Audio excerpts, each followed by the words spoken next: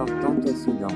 Le Soudan est riche en nombreux potentiels touristiques de toutes sortes en raison de la diversité de ses environnements géographiques, historiques et culturels.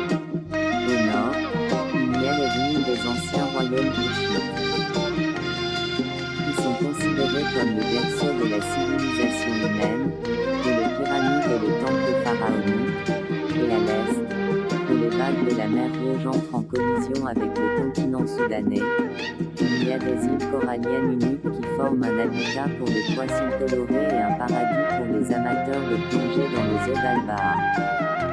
À l'ouest, les déserts de sable s'étendent à l'infini, les pics volcaniques dans une atmosphère méditerranéenne et le tourisme culturel sous la forme d'événements multitribaux et ethniques et de leurs modèles musicaux et costumes traditionnels.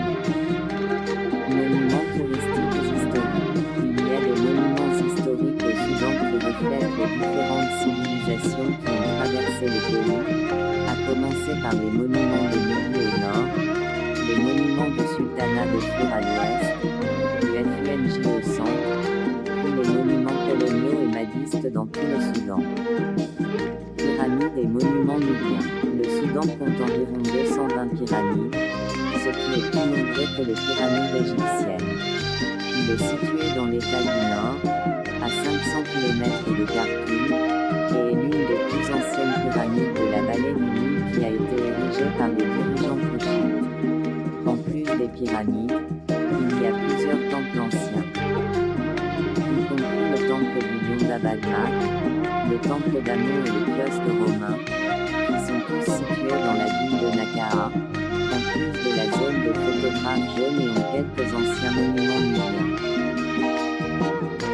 Trace de Swakin, une ancienne ville historique de l'est du Soudan sur la côte de la mer Rouge construite sur un atoll et entourée d'un mur à 5 portes. Ces bâtiments anciens se distinguent par de belles décorations et inscriptions.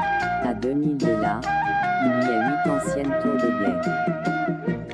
De nombreux voyageurs arabes tels qu'Ibn Battuta et les Européens tels que Samuel Baker l'ont visité, ainsi qu'un certain nombre de dirigeants et de dirigeants, dont le calife d'Égypte, Abbas Elmi II et Lord Allenby.